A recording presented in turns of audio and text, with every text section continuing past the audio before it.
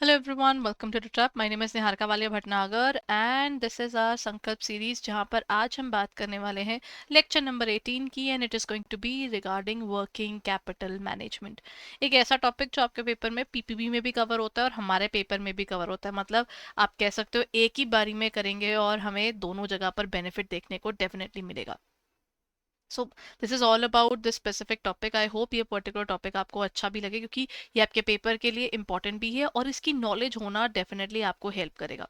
But before I proceed further everyone, हमारी ना पीवाईपी यानी प्रीवियस ईयर पेपर की आपको ना पूरी डिटेल्स मिल जाएंगी. पेपर में क्या किस तरह के क्वेश्चंस आए हुए थे, एक प्रॉपर बुकलेट बनी हुई है 2023 यानी 2023 के सारे पेपर्स, 24 और 25 यानी 5 पेपर्स आपको उसमें मिल जाएंगे.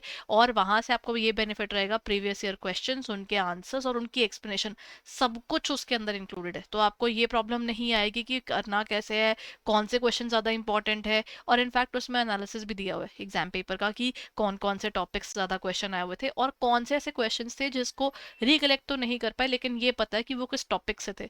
तो ये वाली चीज़ आपको बहुत ज़्यादा हेल्प करेगी आपके पेपर के अंदर. तो this is about the particular area. आपको क्या करना है, डिस्क्रिप्शन में वो लिंक गिवन है, उस पर जाएंगे, वो आपको हमारी वेबसाइट पर ले जाएगा जहाँ से आप इसको डाउनलोड कर सकते हैं freely. And this is printable as well, तो आप डाउनलोड करके प्रिंट कर लीजिएगा उस पीडीएफ को और अपनी पढ़ाई आप अच्छे से कर सकते हैं based upon whatever way you feel comfortable. So everybody, हमारा सबसे पहला जो टॉपिक आता है that is basically working capital management. There, how do we define the term working capital management. ठीक है, हम वर्किंग कैपिटल मैनेजमेंट टर्म को कैसे डिफाइन करते हैं. वर्किंग कैपिटल मैनेजमेंट होती है हमारी ऑर्गेनाइजेशन की जो कैपिटल है उसकी जो रेगुलर बेसिस पे उसको पैसा चाहिए. ये नहीं जो उसको पैसा उसको लॉन्ग टर्म कैपिटल के लिए चाहिए कोई एसेट खरीदने, नहीं. रेगुलर इनकम यानी जो हमारे पास इनकम आ रही है, अब उसको कमाने के लिए आपने सप्लायर से चीज़ उधार पर भी ली होगी, ठीक है. उसके अलावा आपने ना चीज़ें परचेज करके फिर सेल करनी है तो आपने खर्चे भी करे होंगे. आपके पास एम्प्लॉयज़ भी हैं, इलेक्ट्रिसिटी का एक्सपेंस भी है. There are many things that you have to pay and this makes the entire process, I would say, very cumbersome. And साथ ही साथ ना वो पैसा मेंटेन करना बहुत ज़रूरी हो जाता है क्योंकि अगर वो पैसा आपके पास नहीं हुआ तो कल को सप्लायर बैंकर ये आपको लोन भी नहीं देंगे. वो बोलेंगे इनके पास पैसे ही नहीं होते हमको देने को जल्दी से. तो वो प्रॉब्लम क्रिएट करता है. तो जो पैसा आपको डेली बेसिस पे आपकी रेगुलर वर्किंग के लिए चाहिए उसे हम कहते हैं वर्किंग कैपिटल. अब इसको मैनेज करना भी ज़रूरी है. बहुत ज़्यादा कैश रखा हुआ होगा तो उसकी एम्बेजलमेंट भी हो सकती है, और बहुत कम कैश होगा तो क्रेडिटर किसी टाइम एकदम से आ गया और उसने बोला मेरे को पैसे दे दो. अगर हम उसको पैसे नहीं दे पाए तो हमारी मार्केट में गुडविल मर जाएगी. तो आपको दोनों ही सिचुएशंस में सोच समझ के चलना पड़ता है. The financial manager role extends beyond arranging long-term finance for fixed assets. अब यहाँ पर बेसिकली जो फाइनेंशियल मैनेजर है उसका जो रोल है वो सिर्फ लॉन्ग टर्म फाइनेंसेस तक लिमिटेड नहीं है. मनी अगर लॉन्ग टर्म के लिए चाहिए तो शॉर्ट टर्म के लिए भी तो चाहिए ना. मनी आपको चाहिए रॉ मटेरियल खरीदने के लिए, कन्वर्ट करने के लिए उसको फिनिश्ड गुड्स में, और even selling on credit to the customers, इसके लिए भी आपको रिक्वायरमेंट रहती है. सो इस केस में क्या होगा, जब हम कहते हैं these current assets, raw material and work in progress, finished goods and receivables are essential holding for the business operations. मोटा मोटा बात करते हैं, देखिए. ऑर्गेनाइजेशन को दो तरह का पैसा चाहिए था, एक था वर्किंग कैपिटल और एक होता है उनका long term funding. Working capital के अंदर जब हम लोग फंसते हैं तो इसका मतलब ये पैसा हमको चाहिए अपनी रेगुलर वर्किंग के लिए. तो रॉ मटेरियल वाले काम, फिनिश्ड गुड्स वाले काम, लेबर को पैसा देना है. हमारे पास में रिसीवेबल्स अभी आने में टाइम लग जाएगा क्योंकि क्रेडिटर जल्दी पैसे मांग ले तो, और हो सकता है कि मेरे को मेरे जो जिनको मैंने सेल की हुई है वो जल्दी पैसा नहीं दे रहे हो, मैं फंस जाऊंगी वहाँ क्योंकि मेरे पास कैश क्रंच आ जाएगा. एक गैप होगा जिसमें पिछला पैसा आया नहीं है, अगले वाले ने अभी पैसा पहले ही मांग लिया है, तो फिर अब मैं क्या करूं. बीच में उस क्रंच के लिए आपको वर्किंग कैपिटल मैनेज करना पड़ता है. अब इसमें एक चीज होती है करंट एसेट्स. जो आपको करंट एसेट्स कौन से एसेट्स होते हैं, जो एक साल या फिर आप कह सकते हैं या तो 1 ईयर या 1 ऑपरेटिंग साइकिल के अंदर कैश में कन्वर्ट हो जाता है. ये जो पैसा है ये आपके शॉर्ट टर्म सोर्सेज से नॉर्मली फाइनेंस होता है. यानी सप्लायर पैसा दे देते हैं, बैंक ओडी से पैसा आ जाता है, पब्लिक डिपॉजिट से पैसा आ जाता है. लेकिन इसका एक हिस्सा हमेशा लॉन्ग टर्म से रखा जाता है क्योंकि लॉन्ग टर्म में स्टेबिलिटी है ना. सप्लायर का पैसा लेट हो गया, बैंक ओडी का कोई इशू आ गया, पब्लिक डिपॉजिट्स में पैसा नहीं मिल रहा एकदम से, फिर हम क्या करेंगे. फिर हमारे पास ऑप्शन नहीं होती. फिर हम क्या करेंगे, long term sources that provide stability. हमको वो देखने हैं ऐसे लॉन्ग टर्म सोर्सेज जो हमको स्टेबिलिटी प्रोवाइड करवाएं. तो एक बैलेंस अप्रोच है जो इंश्योर करती है कि हाँ हम लिक्विडिटी मेंटेन कर पाएंगे और साथ ही साथ हम एफिशिएंटली अपना मैनेज भी कर पाएंगे काम। तो इस हिसाब से हमारी ये पूरी वैल्यूएशन निकलती है। देन इंट्रोडक्शन के अंदर फर्दर हमारे पास वर्किंग कैपिटल को अगर हम डिफाइन करते हैं, रॉ मटेरियल से फिनिश्ड गुड्स बनाने तक की पूरी प्रोसेस को हम वर्किंग कैपिटल साइकिल कहते हैं। यानी पहले हम क्या करेंगे, रॉ मटेरियल परचेज करेंगे, एक्वायर करेंगे प्रोडक्शन के दौरान, फिर हम क्या करेंगे, प्रोडक्शन करेंगे, रॉ मटेरियल से फिनिश गुड्स बनाएंगे, लेबर लगेगी, मटेरियल लगेगा, ओवरहेड लगेगा, सब कुछ लगेगा, फिर हम करेंगे सेल। गुड सेल करेंगे या तो कैश पे या क्रेडिट पे। जो कैश में आया उसका बेनिफिट ये है कि पैसा साथ साथ रिकवर हो जाएगा, तो हमारे लिए थोड़ा अच्छा समय होता है। लेकिन दूसरे केस में क्या हो जाएगा, हमें कलेक्शन में टाइम लग जाएगा। हमें पेमेंट रिसीव करने में अगर थोड़ा सा भी टाइम ज़्यादा लग गया तो हमारे बीच में पैसे अटक जाएंगे। नॉर्मली तो ये वर्किंग कैपिटल साइकिल बहुत सी ऑर्गेनाइजेशंस के बड़े छोटे भी हैं, कईयों के तो आप मान लीजिए फ्रैक्शन ऑफ सेकंड्स के भी बन जाते हैं। In terms of production, selling में तो टाइम लगता है। अगर हम बात करते हैं कोक की या फिर सॉरी, हम हाँ कोक की बात कर लेते हैं, या फिर अगर हम बात कर लेते हैं पेप्सोडेंट की और इन सब की, बनाने में बहुत कम समय लग रहा है उसको, क्योंकि वो बल्क में बनाते हैं और फिलिंग अप में और भी कम टाइम लगता है। और उसकी अब इतनी सप्लाई चेन इतनी एडवांस हो चुकी है कि बहुत जल्दी वो मार्केट में भी आ जाते हैं और वो साथ साथ पैसा भी कमा लेते हैं उन चीज़ों पर। तो इसका वर्किंग कैपिटल साइकिल कोई बहुत लंबा नहीं है, जल्दी जल्दी पैसा रिकवर होता है और आगे प्रोडक्शन चलती रहती है, क्योंकि एक नेसेसरी प्रोडक्ट है ना मार्केट का, और स्टेबिलिटी लाई हुई है उसने मार्केट में। तो ये चीज़ तो प्रॉब्लम नहीं आती। लेकिन सोचे जो products high and luxury products हैं, उनको बनाने में ही 6 महीने से 1 साल लग जाता है, जो हैंड मेड होती हैं चीज़ें। या फिर आप मान लीजिए जो हार्ले डेविडसन है या कोई ऐसी specific premium limited edition bikes हैं, उनको बनाने में, उनको असेंबल करने में एक पर्टिकुलर पर्सन 6 महीने लगाता है। वो एक एक एक करके चीज़ उसको इकट्ठा करता है, फिर उसको तैयार करता है, उसकी हर एक चीज़ की टेस्टिंग करता है कि क्वालिटी में कोई गड़बड़ तो नहीं है। इवन जो आपकी लग्जरी हाई एंड वॉचेस है उनमें भी सेम सिनारियो है कि वो हैंड मेड है, वो प्रॉपर हैंड असेंबल्ड होंगी, हर चीज के अंदर फिनिशिंग होएगी, फिर उसको एक एक करके जोड़ा जाएगा, तभी उसकी कॉस्टिंग इतनी हाई है। बट बात ये है ना कि 6 महीने 7 महीने उसको सिर्फ पैसा लग रहा है। प्रोफेशनल बैठा होगा, ये भी नहीं कोई नॉर्मल लेबर बैठी होगी, उस प्रोफेशनल से काम भी लेना है, फिर आपने इलेक्ट्रिसिटी का एक्सपेंस भी देना है। और एक नहीं, ऐसे बहुत से ऐसे प्रोफेशनल्स बैठे होंगे, कुछ बिकी होंगी, कुछ अभी बिकनी है वॉचेस, लेकिन इसका तो पैसा 6 महीने 7 महीने के लिए ब्लॉक्ड है ना। तो जो वो समय है वो आपने कैसे काटना है, क्योंकि इसको लेबर, ये आपका परमानेंट लेबर है। ऐसे लोग आप छोड़ना नहीं चाहोगे जिनका हाथ से इतना सब कुछ बन के चलता है आगे। तो you really want them to continue with you, so that's why you will be paying even if you are not getting.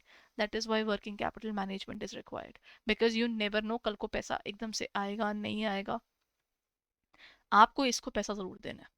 Here comes the next part, factors influencing the current assets. अब current assets को क्या क्या influence करता है, जैसे सबसे पहला आता है the amount and the type of current assets which a firm must hold for smoothly conducting its business. Current assets किस किस पर डिपेंड करते हैं, आपके नेचर ऑफ बिजनेस पर। सर्विस बेस्ड बिजनेस में करंट एसेट्स थोड़े कम होते हैं, लेकिन अगर आप प्रोडक्शन बेस्ड बिजनेस में हो उसमें ज़्यादा होते हैं। तो इसका मतलब होता है वर्किंग कैपिटल सर्विस में कम और प्रोडक्शन में ज़्यादा होती है, because there are hell lot of things. Production में कितना कुछ पैसा अटका हुआ होता है, इन्वेंट्री में पैसा अटका हुआ है, सप्लायर को पैसे देने हैं। सर्विस बेस्ड में ऐसी चीज़ें कम है। Then comes size of the business, जितना बड़ा बिजनेस उतनी ज़्यादा वर्किंग कैपिटल मेंटेन करनी मुश्किल। साइज ऑफ बिजनेस एक बहुत इंपॉर्टेंट रोल प्ले करता है। Then comes production policy.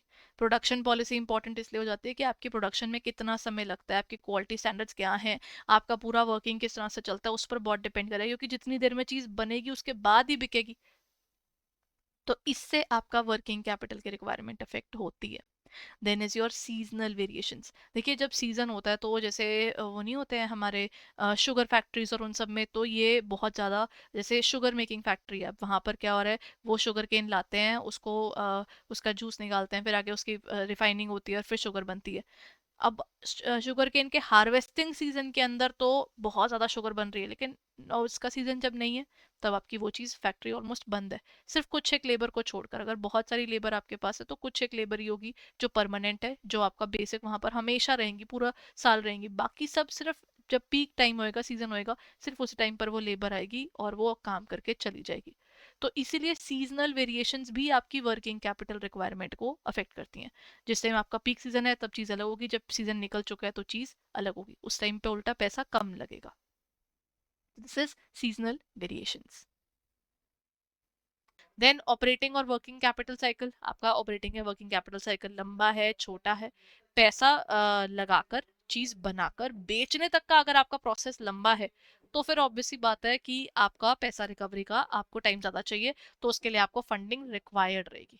जिसका ये काम जल्दी जल्दी होता है उसको वर्किंग कैपिटल के लिए मेंटेन करने के लिए फंडिंग की रिक्वायरमेंट बाहर से नहीं पड़ती। तो ये बहुत ज्यादा इंपॉर्टेंट रोल प्ले करते हैं। Then comes sources of finance for current assets. सबसे पहला आता है फर्म की ओन वर्किंग कैपिटल, मतलब सबसे पहले अगर हम करंट एसेट्स की बात करते हैं तो फर्म के पास अपना जो पैसा पड़ा है वो एक आया। देन जो पैसा उसका ड्यू होता है उसे हम कहते हैं अक्रूवल्स। फिर आता है ट्रेड क्रेडिट। ट्रेड क्रेडिट मतलब जैसे आपने सप्लायर से उधार पर कितना लिया हुआ है, ये भी आपका होता है कि आप उधार पर लेते हो सामान फिर आगे बेचते हो तो आपको थोड़ा सा क्रेडिट मिल जाता है, तो उससे ऑर्गेनाइजेशंस अपना स्केल ऑफ ऑपरेशंस बढ़ा पाती हैं। Then working capital advances by the banks. Banks और फाइनेंशियल इंस्टीट्यूशंस भी ऐसे ऑर्गेनाइजेशंस की मदद करते हैं in terms of their growth. ठीक है, तो वो भी एक इम्पॉर्टेंट रोल प्ले करता है, राइट।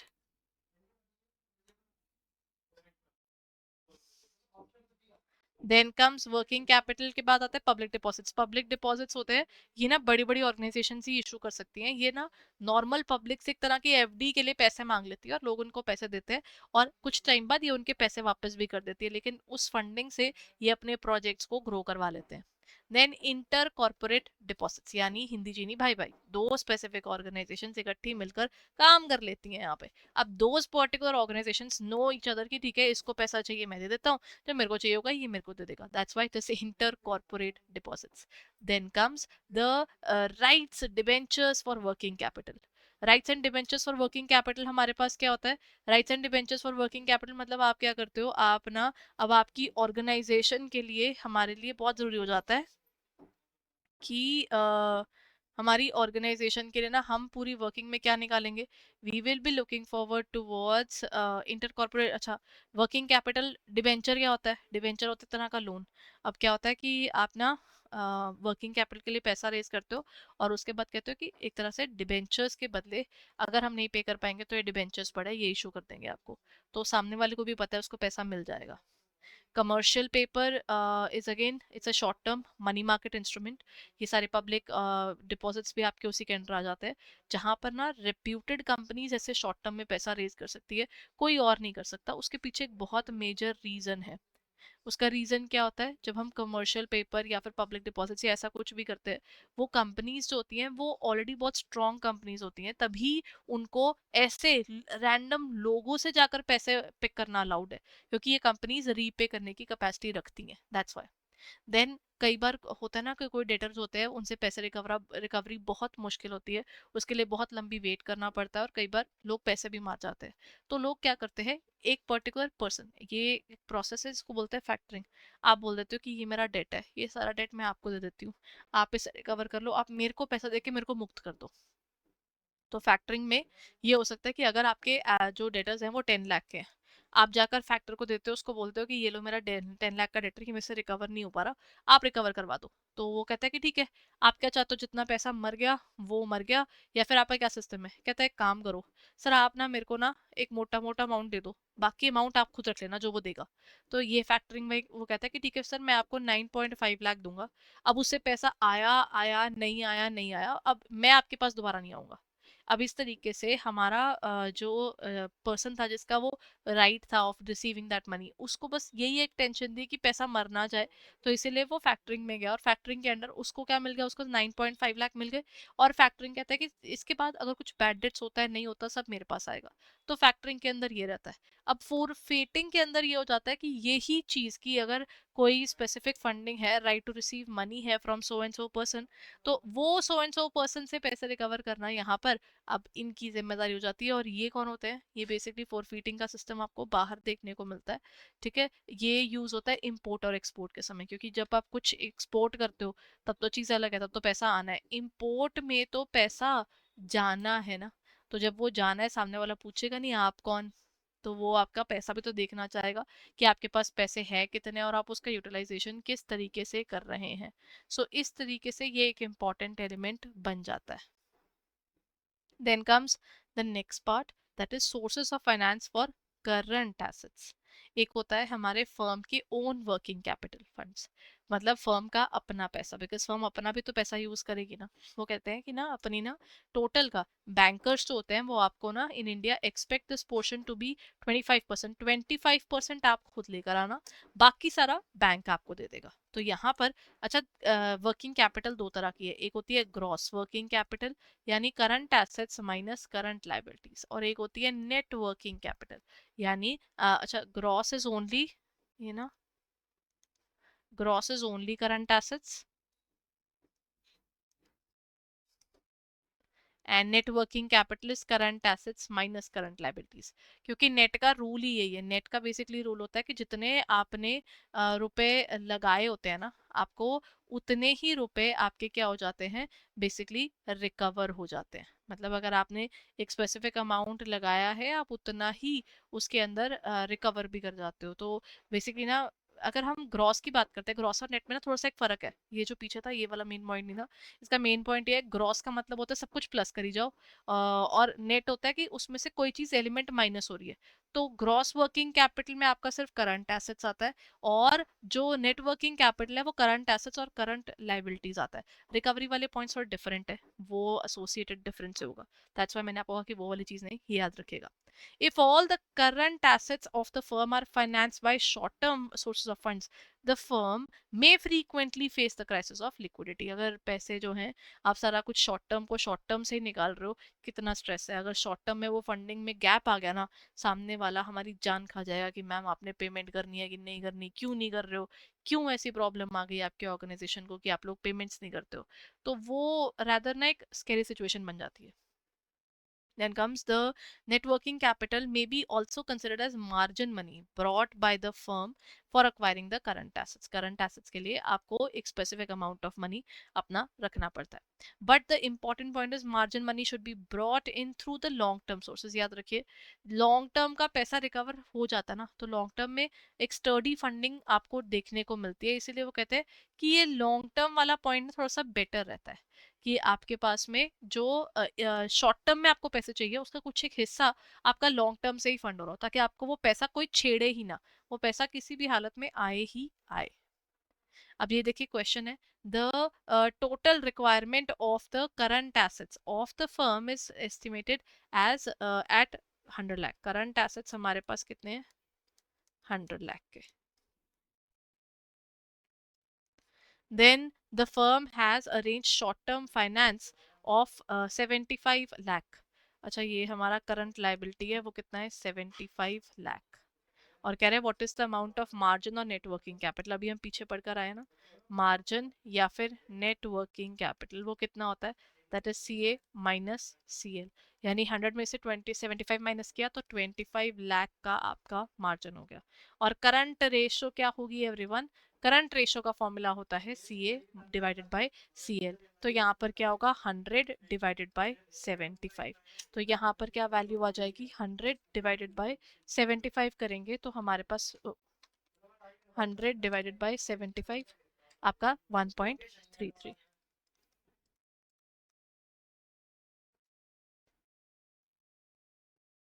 डन।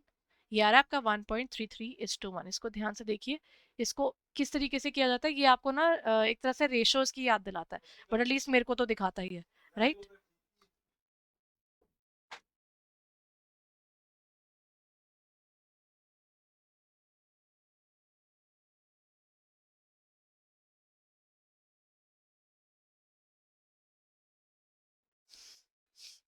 डन। अब चलिए आगे चलते हैं। अब देखिए कैलकुलेशन ऑफ बैंक फाइनेंस में हमारे पास तीन मेथड्स हैं, method number 1, method number 2 and method number.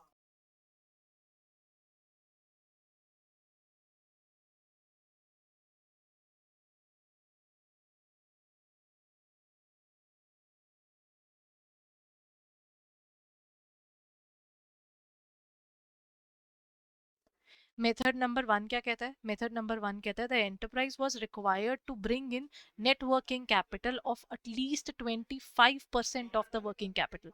इसका मतलब क्या होता है, हमें ना minimum 25% of the working capital gap यानी C A minus C L जब आप करोगे तो उसके बाद जो आपका नेट वर्किंग कैपिटल आता है ना, इसका 25% आपको लेकर आना होगा. That is called the working capital gap which the particular person is suppose to get. तो ये हमारा सबसे पहला इसका मेथड है. ये ना इंपॉर्टेंट है क्योंकि ये पेपर में ना बहुत बार पूछा जाता है कि ये वाले मेथड्स बताए, और ये हमारे पेपर के अलावा और भी पेपर्स में आता है, तो इसके लिए इसकी रेलेवेंस डेफिनेटली ज्यादा है. ठीक है. So this is about the topic of method number 1. Method number 2 हमारे पास क्या कहता है, enterprise was required to bring in net working capital at least 25% of the total current assets. First में वो क्या कर रहा है, वो नेट वर्किंग कैपिटल उठा रहा है. सेकंड में वो क्या कह रहा है, सीए में से आपको सीएल माइनस करना है. वो तो अलग चल रहा है, लेकिन आपको यहाँ करंट एसेट्स के अंदर से ही आपको 25% आपको खुद लेकर आना है. दो मेथड्स अलग अलग. एक कहता है कि जो वर्किंग कैपिटल गैप होगा उसका 25% लाना है. मेथड नंबर 2 कहता है कि नहीं, आपको तो जो आपका टोटल करंट एसेट्स है ना, उसी का ही 25%, मेरे को नहीं पता कैसे और क्या, लेकिन वो आपको ही लेकर आना है. इन थर्ड मेथड कहता है कि देखिए, मेरे को एक चीज पता है, जो कोर एसेट्स है ना उसका 100% आप लेकर आओगे. मैं नहीं ला रहा. कुछ एक स्पेसिफिक एसेट्स को ये कोर एसेट्स मानते हैं. कहते हैं कि वो 100% बैंक नहीं लाएगा, उसका कुछ भी हम नहीं देंगे, खुद लेकर आना. और बचे हुए करंट एसेट्स का भी 25% आप लाओगे.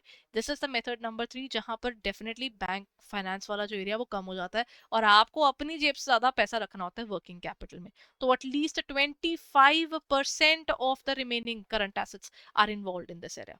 सो इसके अंदर हमारे पास में ये पर्टिकुलर आपको एक क्वेश्चन दिया हुआ है जिससे आपको इसका आइडिया होगा. Take a moment and look at the question. इसको आप डाउनलोड कर सकते हैं पीडीएफ को हमारे टेलीग्राम चैनल से भी, उसका भी डिस्क्रिप्शन में लिंक गिवन है, तो वहां से आप इसको डाउनलोड कर लीजिएगा. बट क्वेश्चन मेरे साथ जरूर सॉल्व कीजिए. करंट एसेट्स आपके पास दिए हुए हैं, करंट लाइबिलिटीज आपको दी हुई हैं, जैसे रॉ मटेरियल है, स्टॉक है, देन फिनिश्ड गुड्स है, बिल रिसीवेबल है. तो आपका टोटल करंट एसेट्स बन जाता है 370. करंट लाइबिलिटीज बन जाती है कितनी, क्रेडिटर है हमारा 100 का, लाइबिलिटीज हमारी है 50 की. यानी अगर मैं बिना बैंक लोन के देखूं तो मेरे को 150 का पेमेंट करना होता है, मतलब 150 की मेरी लाइबिलिटी है. और बैंक अगर इंक्लूड कर लूं तो 200 का तो बैंक लोन है. तो मेरे पास टोटल करंट लाइबिलिटीज हो गई 350 की. तो इस तरीके से मेरे पास क्या दिख रहा है, करंट एसेट्स और करंट लाइबिलिटीज दिख रही हैं. आइडली तो करा हम कैसे निकालते हैं, सी ए माइनस सी एल किया, खत्म किया. कहते नहीं, हमको यहाँ पर क्या निकालना है, maximum permissible bank finance. Bank हमको कितना फाइनेंस कर सकता है, हमको वो निकालना है. कहते फर्स्ट मेथड क्या है, आपको गैप यूज करना है. अब उसके लिए ना ये बैंक बोरोविंग्स को इस कैलकुलेशन में इंक्लूड नहीं करना. ठीक है. सो इसकी मेथड में ये करना है हमने.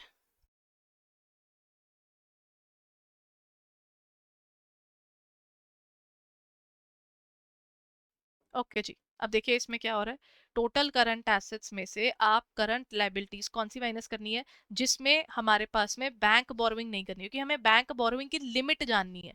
तो करंट एसेट्स में से करंट लाइबिलिटीज माइनस कर लीजिए. वर्किंग कैपिटल गैप कितना था, 220 का था.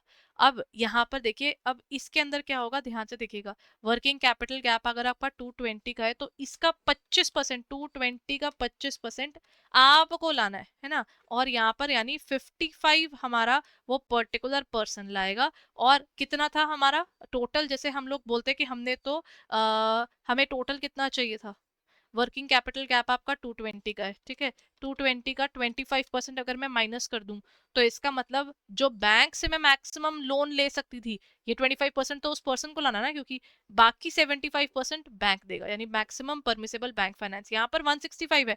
जबकि इसका मतलब, अरे 200 हमने लोन लिया हुआ है, लेकिन एमपीबीएफ हमारा 165 था. इसका मतलब एक्सेस बोरोविंग कितनी है, 235 रुपीज की. कैसे, 200 में से आप कितना लोन अलाउड था, 165 का. यानी यहाँ पर रिमेनिंग 35, ये सारा लैक्स में मानकर चल लीजिए. तो ये remaining 35 is the one which the person has taken in excess of MPBF. अब अगर आप इसको ऐसे देख रहे हो तो क्या किया है, ध्यान से देखिए, फिर से बता रही हूँ. करंट एसेट्स में से करंट लाइबिलिटीज माइनस करी, लेकिन कौन सी वाले करंट एसेट्स और कौन सी वाली करंट लाइबिलिटीज, करंट एसेट्स सारे और लोन सिर्फ वो जिसके अंदर आपका अदर देन बैंक फाइनेंस है. तो 370 में से 150 माइनस किया, वर्किंग कैपिटल गैप अपना 220 आया। एमपीबीएफ कितना था? एमपीबीएफ था 165 इसके बेस पर, क्योंकि वर्किंग कैपिटल गैप का 75% जो है वो आप बैंक से ले सकते हो, मैक्सिमम 25% आपको लाना है। तो इसके हिसाब से हमारी एक्सेस बोरोइंग थी। करंट रेशो निकालते हुए याद रखिएगा आपको करंट एसेट्स और अदर देन बैंक बोरोइंग्स देखना है, तो दैट इज 370 डिवाइडेड बाय 150। और इंक्लूड कौन सा वाला करना है? जो आपको लोन इसमें इंक्लूड करना है वो जो एमपीबीएफ है, इससे ऊपर नहीं जाना, क्योंकि यही मैक्सिमम है। मेथड नंबर 2 क्या कहता है? कहते हैं नहीं, टोटल करंट एसेट्स का 25% आप लाओगे। यानी अब इसमें क्या हो जाएगा, आपके पास में मेथड नंबर 2 के हिसाब से अगर आपके टोटल करंट एसेट्स 370 थे, तो 370 का 25% आप खुद लाओ, यानी 92 आप खुद लाओ। रिमेनिंग अब कितने करंट लाइबिलिटीज पड़ी थी? कहते हैं 150। तो अब आपके पास वर्क यहाँ पर बेसिकली सीएमए से पहले 25% आप लेकर आओ, और जो बच गया वो आपका करंट लाइबिलिटीज उसमें से माइनस कर दो। तो यानी पहले 370 में से 92 माइनस किया, फिर कहते हैं आप 150 भी माइनस करो, क्योंकि करंट लाइबिलिटीज को माइनस करना ही होता है। जो बच गया वो बैंक दे देगा आपको। कितना मैक्सिमम परमिसेबल बैंक फाइनेंस? यहाँ पर 128 आया। हमने बैंक से लिया हुआ है 200, हमें अलाउड था 128, इसका मतलब 72 तो अपना एक्सेस की बोरोइंग्स हैं। ठीक है, getting the point. Now the third method says कि आप ना, एक तो टोटल करंट एसेट्स है, वो डिफाइन करेगा कि ये कोर एसेट्स है, ये तो आपको ही लाने हैं। यानी 370 में से 310 ये गिवन होगा, ये कोई स्पेसिफिक अमाउंट यहाँ पर नहीं दी हुई, ये उसमें गिवन होगा कि देखो इतने कोर एसेट्स है। अगर 370 में से 310 तो आपके कोर एसेट्स हो गए, फिर तो आपके पास कुछ बचा ही नहीं। मुश्किल से 60 का ही आपको मिल सकता है। अच्छा नहीं, ये ना इसमें थोड़ा डिफरेंट आएगा, क्योंकि फिर हमारे पास नॉन कोर एसेट्स बच जाएंगे 60 के। मेथड नंबर 3 में ना यहाँ पर वो दे देते हैं कि आपको कितना एसेट कोर में रखना है। ठीक है, ये वाला पॉइंट ना थोड़ा सा चेंज कर लीजिएगा। आपके पास टोटल जो आपके पास में कोर करंट एसेट्स होते हैं ना, जैसे मान लीजिए आपके पास यहाँ पर 370 था, एक तो 370 में से आपके मान लीजिए कोर एसेट्स 100 है, तो आपके पास बचे हुए जो भी एसेट्स थे यानी 170, ये वाले एसेट्स जो हैं, अब इसका भी, ये इसकी मेजर प्रॉब्लम है, याद रखिएगा पहले तो कोर पूरे लेकर आने हैं और इसका भी 25% आपको लेके आना है, वो बैंक नहीं दे रहा। तो इसका मतलब 170 का भी 25%, कितना आया 170 का 25%? 42। बताइए, अगर टोटल करंट एसेट्स 370 के हैं, तो एक तो 100, अगर मैंने अज्यूम करा है कि 100 मेरे कोर एसेट्स है, और 42 भी आपको लाना है, यानी 142 तो उस पर्सन को लेके आना है। और इसमें से अब आप क्या करोगे, बाद में इसमें से माइनस कर दीजिएगा। आप कितना करंट लाइबिलिटीज कितनी थी? वो 150 की थी, यानी हमारे पास वर्किंग कैपिटल गैप के बाद वैल्यू रह जाएगी यहाँ पर 20। But the point is maximum permissible bank finance कितना होगा, क्योंकि 142 तो हमारे उस बैंकर जो पर्सन है उसको लाना है। अब वहां पर 200 में से 142 तो बेचारा वो पर्सन ही लाएगा, तो बचे हुए पर ही आपको लोन मिल सकता है। तो 200 में से अगर आप 142 माइनस कर दो, तो सिर्फ 58 का बैंक फाइनेंस मिलेगा। मेथड नंबर 3 में सबसे कम बैंक फाइनेंस मिलता है, क्योंकि कोर भी सारा आपको लाना है और नॉन कोर का भी 25% आपको लाना है, तो सिर्फ बचे हुए पर ही आपको बैंक लोन मिलता है। तो method number 3 is a problematic situation, जिसमें ना सबसे कम एमपीबीएफ बनता है। अब ये ऐसा नहीं है कि आपको कोई एक मेथड यूज करना है, सारे मेथड्स अलाउड हैं। ठीक है, then comes turn over method, last method. Turn over method कहता है कि मैं परसेंटेज ऑफ सेल उठाऊंगा। टर्नओवर यहाँ पर सेल्स होती है, इसका मतलब वो कहते हैं it is assumed that the enterprise needs 25% of annual turnover as gross working capital. कहते हैं अगर टर्नओवर कितनी है, मैंने कहा 300 करोड़। अब 300 करोड़ का 25% कितना है, कितना आया 300 का 25% है 70। कहते 75 आपकी वर्किंग कैपिटल होगी। कहते ठीक है, कहते इसका भी एक और चीज ध्यान रखना, ये जो 25 का ब्रेकअप है वो क्या है, कहते क्या, कहते 20% और 5% अलग अलग लिखो। 300 का 20%, कहते ये बैंक से ले लो, ठीक है, और 5% यानी 15, ये तो आपको ही लाना पड़ेगा, ये आप लाओगे और ये आपको बैंक से मिल जाएगा। ठीक है, तो ये आता है आरबीआई की गाइडलाइंस के according basic grant of working capital limits जो एमएससी के अंदर होंगी वो मिनिमम 20% होती है, और एनुअल टर्नओवर में इट इज अप टू, जहां पर जो turnover whose credit limit in individual cases is up to 5 crore, 5 crore तक के लिए आपको मिनिमम 20% तो रखना ही पड़ेगा जो आपको बैंक से देते हैं। दीज गाइडलाइंस में रिजल्ट ये नॉर्मली चेंज होती रहेंगी ना, जिस हिसाब से आगे आगे एमएससीज और इन सब का वर्किंग चेंज होगा तो जरूरत हो सकती है कि ऑर्गेनाइजेशंस ये वेरी भी करें। ठीक है, दीज गाइडलाइंस में result in under financing of those units where working capital is more than 3 months. इसको ऑलरेडी 3 महीने से ज्यादा पैसा रिकवर करने में लग जाता है, तो इन गाइडलाइंस के चलते, क्योंकि आपको आपकी टर्नओवर के बेस पर मिल रहा है, तो कई बार उनको जितनी रिक्वायरमेंट ऑफ फंड्स होती है वो नहीं मिल पाती। अब ये बैंक पे डिपेंड करता है वो कौन सी मेथड यूज करता है। वो तीनों मेथड्स जो हमने पीछे किए वो नरसिम्हन कमेटी के दिए हुए, तो सॉरी टंडन कमेटी के दिए हुए, this is given by Tandon committee. ठीक है, तो हम यहाँ पर टंडन कमेटी का याद रखिएगा 3 मेथड्स है। So this is about those 3 methods of Tandon Committee. Here comes the question: which among the following are not considered by banks for sanctioning the term loans? क्या चीज नहीं कंसिडर की जाती? परचेज ऑफ लैंड नहीं वो consider करते, current assets नहीं करते, या फिर ऑफिस इक्विपमेंट नहीं कंसिडर करते। अगर आप टर्म लोन ले रहे हो तो वहां पर current which are not considered by bank for sanctioning term loans. अच्छा, टर्म लोन अगर कोई ले रहे हैं तो आपके टर्म लोन्स के हिसाब से तो अगर आपका कोई भी कोलेट्रल होगा तो वो इसमें कंक्लूड होगा। So I think I am skipping this question altogether, because ये क्वेश्चन कह रहा है कि यहाँ पर which among the following are not considered by banks. जब भी आपको टर्म लोन्स दिए जाते हैं, अगर आप बैंक लोन लोगे तो बैंक लोन में जो भी आपका एसेट आपने दिया है वो उसमें कंसिडर किया जाएगा, किया ही जाएगा ना। तो वो वाला पॉइंट आ जाएगा कि आपका कोलेट्रल में देना है या उस एसेट के अगेंस्ट लोन लेना है, तो इट इज कंसिडर्ड। बट हाँ, टर्म लोन के अंदर फिर हम करंट एसेट्स को काउंट नहीं करेंगे ना, इसकी ये तो वर्किंग कैपिटल लोन के लिए काउंट होता है, तो answer should be here. The sources of financing working capital do not include, कौन सा इंक्लूड नहीं होता? सर्टिफिकेट डिपॉजिट्स नहीं आते, फोरफीटिंग नहीं आता, अक्रूवल्स नहीं आते, या फिर ट्रेड क्रेडिट नहीं आता। देखिए, फोरफीटिंग, अक्रूवल्स और ट्रेड क्रेडिट तीनों इसका पार्ट होते हैं। सर्टिफिकेट डिपॉजिट्स को हम फिर इसका हिस्सा नहीं मानेंगे। ठीक है, मेन तो ये तीन तो उसमें काउंट ही होते हैं। So this is it for the day everyone. I hope ये session आपके लिए helpful था, and if you're looking forward towards our courses then please go ahead and check it out on our website. आपको जाना होगा हमारी website पर edutab.in पर, वहाँ पर आपको मिल जाएंगे हमारे कोर्सेज। हमारा लाइव क्रैश कोर्स और मास्टर कोर्स दोनों अवेलेबल हैं। Live crash course completely live चलता है, 120 आवर्स में कवर किया जाता है, और जो हमारा मास्टर कोर्स है उसमें आपको मिल जाते हैं डिफरेंट डिफरेंट कंपोनेंट्स को आप देख सकते हो, लेकिन ये रिकॉर्डेड है। जस्ट बिफोर द एग्जामिनेशन आपको ये मिल जाएंगे in the form of live classes as well. Live class revision class के फॉर्म में मिलेगी बिल्कुल before the examination.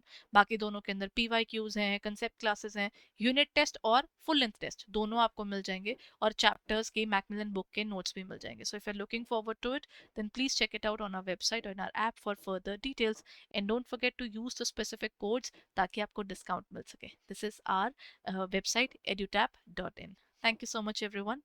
Bye bye and take care. The financial manager role extends beyond arranging long term finance for fixed assets. अब यहाँ पर basically जो financial manager है उसका जो रोल है वो सिर्फ लॉन्ग टर्म फाइनेंसेस तक लिमिटेड नहीं है। मनी अगर लॉन्ग टर्म के लिए चाहिए तो शॉर्ट टर्म के लिए भी तो चाहिए ना। मनी आपको चाहिए रॉ मटेरियल खरीदने के लिए, कन्वर्ट करने के लिए उसको फिनिश्ड गुड्स में, और even selling on credit to the customers, इसके लिए भी आपको रिक्वायरमेंट रहती है। इस केस में क्या होगा, जब हम कहते हैं these current assets, raw material and work in progress, finished goods and receivables are essential holding for the business operations. मोटा मोटा बात करते हैं, देखिए ऑर्गेनाइजेशन को दो तरह का पैसा चाहिए था, एक था वर्किंग कैपिटल और एक होता है उनका long term funding. Working capital के अंदर जब हम लोग फंसते हैं तो इसका मतलब ये पैसा हमको चाहिए अपनी रेगुलर वर्किंग के लिए, तो रॉ मटेरियल वाले काम, फिनिश्ड गुड्स वाले काम, लेबर को पैसा देना है हमारे पास में, रिसीवेबल्स अभी आने में टाइम लग जाएगा क्योंकि क्रेडिटर जल्दी पैसे मांग ले तो, और हो सकता है कि मेरे को मेरे जो जिनको मैंने सेल की हुई है वो जल्दी पैसा नहीं दे रहे हो, मैं फंस जाऊंगी वहाँ, क्योंकि मेरे पास कैश क्रंच आ जाएगा। एक गैप होगा जिसमें पिछला पैसा आया नहीं है, अगले वाले ने अभी पैसा पहले ही मांग लिया है, तो फिर अब मैं क्या करूं? बीच में उस क्रंच के लिए आपको वर्किंग कैपिटल मैनेज करना पड़ता है।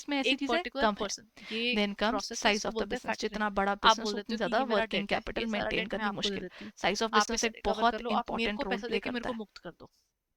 देन तो कम्स फैक्टरिंग में प्रोडक्शन ये हो पॉलिसी। सकता है कि अगर प्रोडक्शन आपके पॉलिसी जो इंपॉर्टेंट डेटर्स है इसलिए हो वो जाती है 10 कि लाख आपकी के हैं, प्रोडक्शन में आप कितना जाकर समय फैक्टर लगता को है, आपकी देते हो, उसको क्वालिटी बोलते हो कि स्टैंडर्ड्स ये क्या मेरा है, 10 आपका लाख का पूरा डेट है कि मेरे वर्किंग से किस तरह रिकवर से नहीं हो चलता पा है, रहा, उस पर बहुत आप डिपेंड रिकवर करेगा, करवा क्योंकि दो। जितनी देर तो में वो चीज कहता है कि ठीक बनेगी है, उसके बाद ही आपका चाहे तो बिकेगी। जितना पैसा मर गया वो मर तो गया, इससे या फिर आपका आपका क्या वर्किंग सिस्टम है? कैपिटल की कहता है एक काम रिक्वायरमेंट करो इफेक्ट सर, होती है। आप ना मेरे को ना देन इज एक योर मोटा मोटा सीजनल अमाउंट दे दो, वेरिएशंस। बाकी देखिए अमाउंट जब आप खुद सीजन रख होता लेना है जो वो तो देगा। जैसे तो वो ये नहीं होते हैं फैक्टरिंग में हमारे वो कहता है कि ठीक है शुगर सर, मैं आपको फैक्ट्रीज और उन सब में, तो 9.5 लाख ये दूंगा। बहुत ज़्यादा, अब उससे पैसा जैसे शुगर आया मेकिंग आया, फैक्ट्री है नहीं वहाँ पर आया क्या हो नहीं रहा है, आया, अब वो मैं शुगर आपके केन पास लाते दोबारा हैं, नहीं आऊंगा। उसको अब इस उसका तरीके जूस से निकालते हैं, हमारा फिर आगे उसकी जो रिफाइनिंग होती है और फिर पर्सन था शुगर जिसका बनती है। वो राइट अब था ऑफ रिसीविंग शुगर दैट केन के मनी, उसको बस हार्वेस्टिंग यही एक सीजन के टेंशन अंदर थी कि तो पैसा बहुत मरना ज़्यादा जाए, शुगर बन तो रही है, इसीलिए लेकिन वो फैक्ट्री में उसका गया और सीजन जब फैक्ट्री नहीं के है अंदर तब उसको क्या आपकी मिल वो गया, चीज़ उसको फैक्ट्री ऑलमोस्ट 9.5 लाख बंद मिल है। गए। सिर्फ और कुछ एक फैक्ट्री लेबर कहता को है कि छोड़कर, अगर इसके बहुत बाद सारी अगर कुछ लेबर बैड आपके डेट्स पास है होता तो है, नहीं कुछ एक होता, सब लेबर ही मेरे होगी पास आएगा। जो तो परमानेंट है, फैक्टरिंग के जो अंदर आपका ये रहता बेसिक है। वहाँ पर अब हमेशा फूड रहेंगी, पूरा फीडिंग के अंदर साल ये हो रहेंगी। जाता है कि बाकी सब यही सिर्फ चीज जब की पीक अगर टाइम होएगा, कोई सीजन होएगा, स्पेसिफिक सिर्फ फंडिंग उस है, टाइम पर राइट वो टू लेबर रिसीव आएगी मनी है और फ्रॉम वो सो एंड काम सो करके पर्सन, चली जाएगी। तो वो तो सो एंड इसीलिए सो पर्सन से सीजनल पैसे रिकवर वेरिएशंस भी करना आपकी यहाँ पर वर्किंग अब कैपिटल इनकी रिक्वायरमेंट को जिम्मेदारी हो अफेक्ट जाती है। और करती हैं। ये कौन होते जिस हैं? टाइम ये आपका पीक बेसिकली सीजन वो है तब फीडिंग चीज़ का अलग होगी, सिस्टम जब आपको सीजन बाहर निकल देखने चुका है को तो मिलता है। चीज़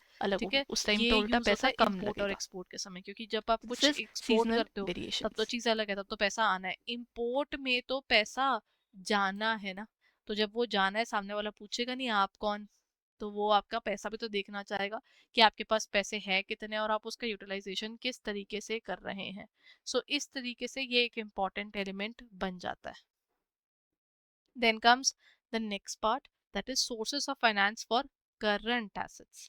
एक होता है हमारे फर्म के ओन वर्किंग कैपिटल फंड्स, मतलब फर्म का अपना पैसा, बिकॉज फर्म अपना भी तो पैसा यूज करेगी ना। वो कहते हैं कि ना अपनी ना टोटल का, बैंकर्स जो होते हैं वो आपको ना in India expect this portion to be 25%। 25% आप खुद लेकर आना, बाकी सारा बैंक आपको दे देगा। तो यहाँ पर अच्छा, वर्किंग कैपिटल दो तरह की है, एक होती है ग्रॉस वर्किंग कैपिटल यानी current assets minus current liabilities, और एक होती है नेट वर्किंग कैपिटल यानी अच्छा, gross is only, you know, gross is only current assets and net working capital is current assets minus current liabilities. क्योंकि net का rule ही यही है, नेट का बेसिकली रूल होता है कि जितने आपने रुपए लगाए होते हैं ना, आपको उतने ही रुपए आपके क्या हो जाते हैं, बेसिकली रिकवर हो जाते हैं। मतलब अगर आपने एक स्पेसिफिक अमाउंट लगाया है, आप उतना ही उसके अंदर रिकवर भी कर जाते हो। तो बेसिकली ना, अगर हम ग्रॉस की बात करते हैं, ग्रॉस और नेट में ना थोड़ा सा एक फर्क है। ये जो पीछे था ये वाला मेन पॉइंट नहीं था, इसका मेन पॉइंट ये है, ग्रॉस का मतलब होता है सब कुछ प्लस करी जाओ, और नेट होता है कि उसमें से कोई चीज एलिमेंट माइनस हो रही है। तो ग्रॉस वर्किंग कैपिटल में आपका सिर्फ करंट एसेट्स आता है, और जो नेट वर्किंग कैपिटल है वो करंट एसेट्स और करंट लाइबिलिटीज आता है। रिकवरी वाले पॉइंट्स थोड़ा डिफरेंट है, वो एसोसिएटेड डिफरेंस से होगा। दैट्स व्हाई मैंने आपको कहा कि वो वाली चीज नहीं, ये याद रखेगा। If all the current assets of the firm are financed by short-term sources of funds, the firm may frequently face the crisis of liquidity. अगर पैसे जो हैं आप सारा कुछ शॉर्ट टर्म को शॉर्ट टर्म से ही निकाल रहे हो, कितना स्ट्रेस है। अगर शॉर्ट टर्म में वो फंडिंग में गैप आ गया ना, सामने वाला हमारी जान खा जाएगा कि मैम आपने पेमेंट करनी है कि नहीं करनी, क्यों नहीं कर रहे हो, क्यों ऐसी प्रॉब्लम आ गई आपके ऑर्गेनाइजेशन को कि आप लोग पेमेंट्स नहीं करते हो। तो वो रैदर ना एक स्कैरी सिचुएशन बन जाती है। Then comes the net working capital may be also considered as margin money brought by the firm for acquiring the current assets. Current assets के लिए आपको एक specific amount of money अपना रखना पड़ता है. But the important point is margin money should be brought in through the long term sources. याद रखिए, long term का पैसा recover हो जाता है ना, तो long term में एक sturdy funding आपको देखने को मिलती है। इसीलिए वो कहते हैं कि ये long term वाला point थोड़ा सा better रहता है, कि आपके पास में जो शॉर्ट टर्म में आपको पैसे चाहिए उसका कुछ एक हिस्सा आपका लॉन्ग टर्म से ही फंड हो रहा हो, ताकि आपको वो पैसा कोई छेड़े ही ना, वो पैसा किसी भी हालत में आए ही आए। अब ये देखिए क्वेश्चन है, the total requirement of the current assets of the firm is estimated as at 100 lakh. Current assets हमारे पास कितने हैं? 100 लाख के। Then the firm has arranged short-term finance of 75 lakh. अच्छा, ये हमारा करंट लाइबिलिटी है, वो कितना है? 75 लाख। और कह रहे हैं what is the amount of margin और नेट वर्किंग कैपिटल। अभी हम पीछे पढ़कर आए ना, मार्जिन या फिर नेट वर्किंग कैपिटल वो कितना होता है? That is C A minus C L, यानी 100 में से 75 माइनस किया तो 25 लाख का आपका मार्जिन हो गया। और करंट रेशो क्या होगी एवरीवन? करंट रेशो का फॉर्मूला होता है सी ए डिवाइडेड बाय सी एल। तो यहाँ पर क्या होगा? 100 डिवाइडेड बाय 75। तो यहाँ पर क्या वैल्यू आ जाएगी? 100 डिवाइडेड बाय 75 करेंगे तो हमारे पास 100 डिवाइडेड बाय 75 आपका 1.33।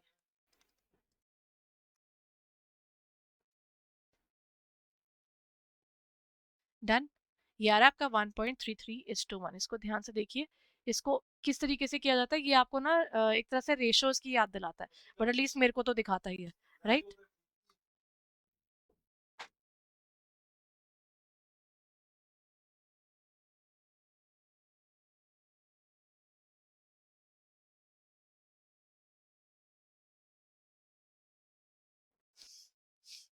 डन। अब चलिए आगे चलते हैं। अब देखिए कैलकुलेशन ऑफ बैंक फाइनेंस में हमारे पास तीन मेथड्स हैं। Method number one, method number two and method number.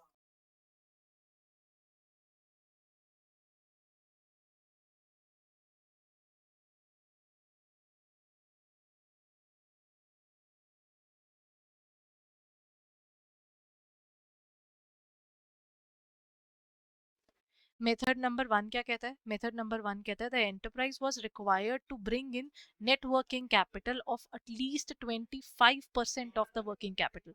इसका मतलब क्या होता है? हमें ना minimum 25% of the working capital gap, यानी C A minus C L जब आप करोगे तो उसके बाद जो आपका नेट वर्किंग कैपिटल आता है ना, इसका 25% आपको लेकर आना होगा। That is called the working capital gap which the particular person is suppose to get. तो ये हमारा सबसे पहला इसका मेथड है। ये ना इंपॉर्टेंट है क्योंकि ये पेपर में ना बहुत बार पूछा जाता है कि ये वाले मेथड्स बताए, और ये हमारे पेपर के अलावा और भी पेपर्स में आता है, तो इसके लिए इसकी रेलेवेंस डेफिनेटली ज्यादा है।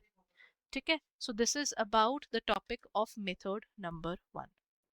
मेथड नंबर टू हमारे पास क्या कहते हैं? Enterprise was required to bring in net working capital at at least 25% of the total current assets. First में वो क्या कर रहा है? वो नेट वर्किंग कैपिटल उठा रहा है। सेकंड में वो क्या कह रहा है? सीए में से आपको सीएल माइनस करना है। वो तो अलग चल रहा है, लेकिन आपको यहाँ करंट एसेट्स के अंदर से ही आपको 25% आपको खुद लेकर आना है। दो मेथड्स अलग अलग। एक कहता है कि जो वर्किंग कैपिटल गैप होगा उसका 25% लाना है। मेथड नंबर टू कहता है कि नहीं, आपको तो जो आपका टोटल करंट एसेट्स है ना, उसी का ही 25%, मेरे को नहीं पता कैसे और क्या, लेकिन वो आपको ही लेकर आना है। एंड थर्ड मेथड कहता है कि देखिए, मेरे को एक चीज पता है, जो कोर एसेट्स है ना उसका 100% आप लेकर आओगे। मैं नहीं ला रहा, कुछ एक स्पेसिफिक एसेट्स को ये कोर एसेट्स मानते हैं। कहते हैं कि वो 100% बैंक नहीं लाएगा, उसका कुछ भी हम नहीं देंगे, खुद लेकर आना। और बचे हुए करंट एसेट्स का भी 25% आप लाओगे। This is the method number three, जहां पर डेफिनेटली बैंक फाइनेंस वाला जो एरिया वो कम हो जाता है, और आपको अपनी जेब से ज्यादा पैसा रखना होता है वर्किंग कैपिटल में। तो at least 25% of the remaining current assets are involve in this area. So इसके अंदर हमारे पास में ये पर्टिकुलर आपको एक क्वेश्चन दिया हुआ है, जिससे आपको इसका आइडिया होगा। Take a moment and look at the question. इसको आप डाउनलोड कर सकते हैं पीडीएफ को, हमारे टेलीग्राम चैनल से भी, उसका भी डिस्क्रिप्शन में लिंक गिवन है, तो वहां से आप इसको डाउनलोड कर लीजिएगा, बट क्वेश्चन मेरे साथ जरूर सॉल्व कीजिए। करंट एसेट्स आपके पास दिए हुए हैं, करंट लाइबिलिटीज आपको दी हुई हैं, जैसे रॉ मटेरियल है, स्टॉक है, देन फिनिश्ड गुड्स है, बिल रिसीवेबल है। तो आपका टोटल करंट एसेट्स बन जाता है 370। करंट लाइबिलिटीज बन जाती है कितनी? क्रेडिटर है हमारा 100 का, लाइबिलिटीज हमारी है 50 की। यानी अगर मैं बिना बैंक लोन के देखूं तो मेरे को 150 का पेमेंट करना होता है, मतलब 150 की मेरी लाइबिलिटी है। और बैंक अगर इंक्लूड कर लूं तो 200 का तो बैंक लोन है। तो मेरे पास टोटल करंट लाइबिलिटीज हो गई 350 की। तो इस तरीके से मेरे पास क्या दिख रहा है? करंट एसेट्स और करंट लाइबिलिटीज दिख रही हैं। आइडली तो करा हम कैसे निकालते हैं? सीए माइनस सीएल किया, खत्म किया। कहते नहीं, हमको यहाँ पर क्या निकालना है? Maximum permissible bank finance, bank हमको कितना फाइनेंस कर सकता है, हमको वो निकालना है। कहते फर्स्ट मेथड क्या है? आपको गैप यूज करना है। अब उसके लिए ना, ये बैंक बोरोविंग्स को इस कैलकुलेशन में इंक्लूड नहीं करना। ठीक है, सो इसकी मेथड में ये करना है हमने।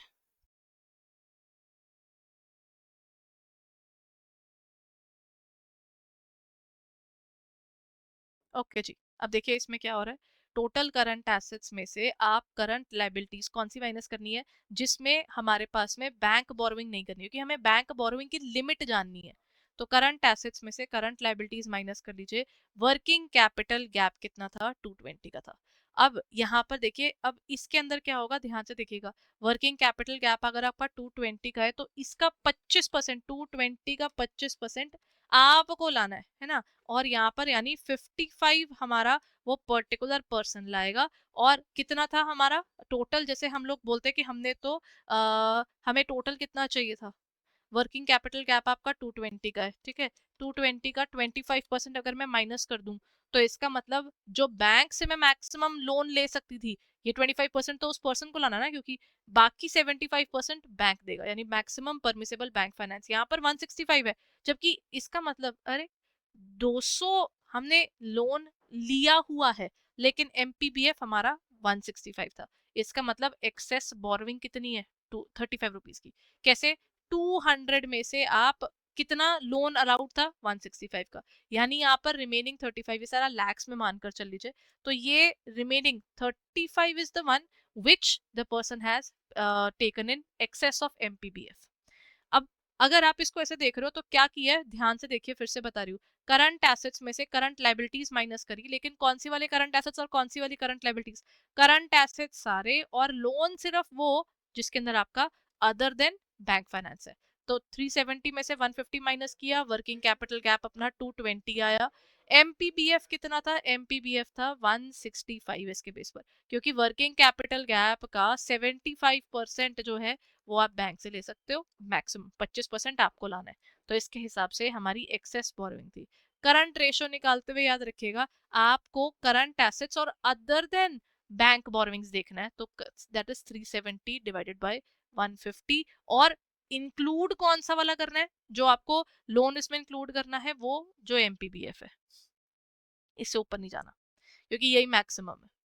मेथड नंबर 2 क्या कहते हैं, कहते हैं नहीं, टोटल करंट एसेट्स का 25% आप लाओगे। यानी अब इसमें क्या हो जाएगा, आपके पास में मेथड नंबर 2 के हिसाब से अगर आपके टोटल करंट एसेट्स 370 थे, तो 370 का 25% आप खुद लाओ, यानी 92 आप खुद लाओ। रिमेनिंग अब कितने करंट लाइबिलिटीज पड़ी थी, कहते हैं 150। तो अब आपके पास वर्क यहाँ पर बेसिकली सीए में से पहले 25% आप लेकर आओ, और जो बच गया वो आपका करंट लाइबिलिटीज उसमें से माइनस कर दो। तो यानी पहले 370 में से 92 माइनस किया, फिर कहते हैं आप 150 भी माइनस करो, क्योंकि करंट लाइबिलिटीज को माइनस करना ही होता है। जो बच गया वो बैंक दे देगा आपको। कितना मैक्सिमम परमिसेबल बैंक फाइनेंस, यहाँ पर 128 आया। हमने बैंक से लिया हुआ है 200, हमें अलाउड था 128, इसका मतलब 72 तो अपना एक्सेस की बोरोइंग्स हैं। ठीक है, getting the point. Now the third method says कि आप ना, एक तो टोटल करंट एसेट्स है, वो डिफाइन करेगा कि ये कोर एसेट्स है, ये तो आपको ही लाने हैं। यानी 370 में से 310 ये गिवन होगा, ये कोई स्पेसिफिक अमाउंट यहाँ पर नहीं दी हुई, ये उसमें गिवन होगा कि देखो इतने कोर एसेट्स है। अगर 370 में से 310 तो आपके कोर एसेट्स हो गए, फिर तो आपके पास कुछ बचा ही नहीं, मुश्किल से 60 का ही आपको मिल सकता है। अच्छा नहीं, ये ना इसमें थोड़ा डिफरेंट आएगा, क्योंकि फिर हमारे पास नॉन कोर एसेट्स बच जाएंगे 60 के। मेथड नंबर 3 में ना यहाँ पर वो दे देते हैं कि आपको कितना एसेट कोर में रखना है। ठीक है, ये वाला पॉइंट ना थोड़ा सा चेंज कर लीजिएगा। आपके पास टोटल जो आपके पास में कोर करंट एसेट्स होते हैं ना, जैसे मान लीजिए आपके पास यहाँ पर 370 था, एक तो 370 में से आपके मान लीजिए कोर एसेट्स 100 है, तो आपके पास बचे हुए जो भी एसेट्स थे यानी 170, ये वाले एसेट्स जो है, अब इसका भी, ये इसकी मेजर प्रॉब्लम है, याद रखिएगा पहले तो कोर पूरे लेकर आने हैं, और इसका भी 25% आपको लेके आना है, वो बैंक नहीं दे रहा। तो इसका मतलब 170 का भी 25%, कितना आया 170 का 25%, 42। बताइए, अगर टोटल करंट एसेट्स 370 के हैं, तो एक तो 100, अगर मैंने अज्यूम करा है कि 100 मेरे कोर एसेट्स हैं, और 42 भी आपको लाना है, यानी 142 तो उस पर्सन को लेके आना है। और इसमें से अब आप क्या करोगे, बाद में इसमें से माइनस कर दीजिएगा। आप कितना करंट लाइबिलिटीज कितनी थी, वो 150 की थी, यानी हमारे पास वर्किंग कैपिटल गैप के बाद वैल्यू रह जाएगी यहाँ पर 20। But the point is maximum permissible bank finance कितना होगा, क्योंकि 142 तो हमारे उस बैंकर जो पर्सन है उसको लाना है। अब वहां पर 200 में से 142 तो बेचारा वो पर्सन ही लाएगा, तो बचे हुए पर ही आपको लोन मिल सकता है। तो 200 में से अगर आप 142 माइनस कर दो, तो सिर्फ 58 का बैंक फाइनेंस मिलेगा। मेथड नंबर 3 में सबसे कम बैंक फाइनेंस मिलता है, क्योंकि कोर भी सारा आपको लाना है और नॉन कोर का भी 25% आपको लाना है, तो सिर्फ बचे हुए पर ही आपको बैंक लोन मिलता है। तो method number 3 is a problematic situation, जिसमें ना सबसे कम एमपीबीएफ बनता है। अब ये ऐसा नहीं है कि आपको कोई एक मेथड यूज करना है, सारे मेथड्स अलाउड हैं। ठीक है, then comes turn over method, last method. Turn over method कहता है कि मैं परसेंटेज ऑफ सेल उठाऊंगा। टर्नओवर यहाँ पर सेल्स होती है, इसका मतलब वो कहते हैं it is assumed that the enterprise needs 25% of annual turnover as gross working capital. कहते हैं अगर टर्नओवर कितनी है, मैंने कहा 300 करोड़, अब 300 करोड़ का 25% कितना है, कितना आया 300 का 25% है 70। कहते 75 आपकी वर्किंग कैपिटल होगी। कहते ठीक है। कहते इसका भी एक और चीज ध्यान रखना, ये जो 25 का ब्रेकअप है वो क्या है, कहते क्या, कहते 20% और 5% अलग अलग लिखो। 300 का 20%, कहते ये बैंक से ले लो, ठीक है, और 5% यानी 15, ये तो आपको ही लाना पड़ेगा, ये आप लाओगे और ये आपको बैंक से मिल जाएगा। ठीक है, तो ये आता है आरबीआई की गाइडलाइंस के according basic grant of working capital limits जो एमएससी के अंदर होंगी वो मिनिमम 20% होती है, और एनुअल टर्नओवर में इट इज अप टू, जहां पर जो turnover whose credit limit in individual cases is up to 5 crore. 5 crore तक के लिए आपको मिनिमम 20% तो रखना ही पड़ेगा जो आपको बैंक से देते हैं। दीज गाइडलाइंस में रिजल्ट ये नॉर्मली चेंज होती रहेंगी ना, जिस हिसाब से आगे आगे एमएससीज और इन सब का वर्किंग चेंज होगा तो जरूरत हो सकती है कि ऑर्गेनाइजेशंस ये वेरी भी करें। ठीक है, दीज गाइडलाइंस में result in under financing of those units where working capital is more than 3 months. इसको ऑलरेडी 3 महीने से ज्यादा पैसा रिकवर करने में लग जाता है, तो इन गाइडलाइंस के चलते, क्योंकि आपको आपकी टर्नओवर के बेस पर मिल रहा है, तो कई बार उनको जितनी रिक्वायरमेंट ऑफ फंड्स होती है वो नहीं मिल पाती। अब ये बैंक पे डिपेंड करता है वो कौन सी मेथड यूज करता है। वो तीनों मेथड्स जो हमने पीछे किए वो नरसिम्हन कमेटी के दिए हुए, तो सॉरी टंडन कमेटी के दिए हुए, this is given by Tandon committee. ठीक है, तो हम यहाँ पर टंडन कमेटी का याद रखिएगा, 3 मेथड्स है। So this is about those 3 methods of Tandon Committee. Here comes the question: which among the following are not considered by banks for sanctioning the term loans? क्या चीज नहीं कंसिडर की जाती? परचेज ऑफ लैंड नहीं वो consider करते, current assets नहीं करते, या फिर ऑफिस इक्विपमेंट नहीं कंसिडर करते। अगर आप टर्म लोन ले रहे हो तो वहां पर current which are not considered by bank for sanctioning term loans. अच्छा, टर्म लोन अगर कोई ले रहे हैं तो आपके टर्म लोन्स के हिसाब से तो अगर आपका कोई भी कोलेट्रल होगा तो वो इसमें कंक्लूड होगा। So I think I am skipping this question altogether, because ये क्वेश्चन कह रहा है कि यहाँ पर which among the following are not considered by banks. जब भी आपको टर्म लोन्स दिए जाते हैं, अगर आप बैंक लोन लोगे तो बैंक लोन में जो भी आपका एसेट आपने दिया है वो उसमें कंसिडर किया जाएगा, किया ही जाएगा ना। तो वो वाला पॉइंट आ जाएगा कि आपका कोलेट्रल में देना है या उस एसेट के अगेंस्ट लोन लेना है, तो इट इज कंसिडर्ड। बट हाँ, टर्म लोन के अंदर फिर हम करंट एसेट्स को काउंट नहीं करेंगे ना, इसकी ये तो वर्किंग कैपिटल लोन के लिए काउंट होता है, तो answer should be here. The sources of finance financing working capital do not include, कौन सा इंक्लूड नहीं होता? सर्टिफिकेट डिपॉजिट्स नहीं आता है, फोरफीटिंग नहीं आता, अक्रूवल्स नहीं आते, या फिर ट्रेड क्रेडिट नहीं आता। देखिए, फोरफीटिंग, अक्रूवल्स और ट्रेड क्रेडिट तीनों इसका पार्ट होते हैं। सर्टिफिकेट डिपॉजिट्स को हम फिर इसका हिस्सा नहीं मानेंगे। ठीक है, मेन तो ये तीन तो उसमें काउंट ही होते हैं। So this is it for the day everyone. I hope ये सेशन आपके लिए हेल्पफुल था, and if you are looking forward towards our courses then please go ahead and check it out on our website.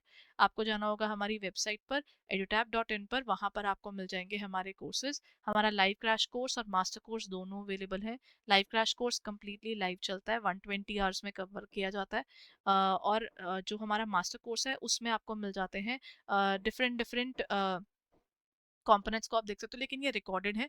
Just before the examination आपको ये मिल जाएंगे in the form of live classes as well. Live class revision class के form में मिलेगी बिल्कुल before the examination.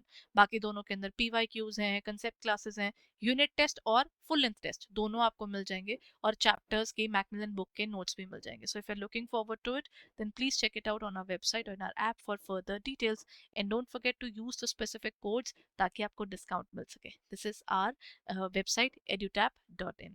Thank you so much everyone. Bye bye and take care.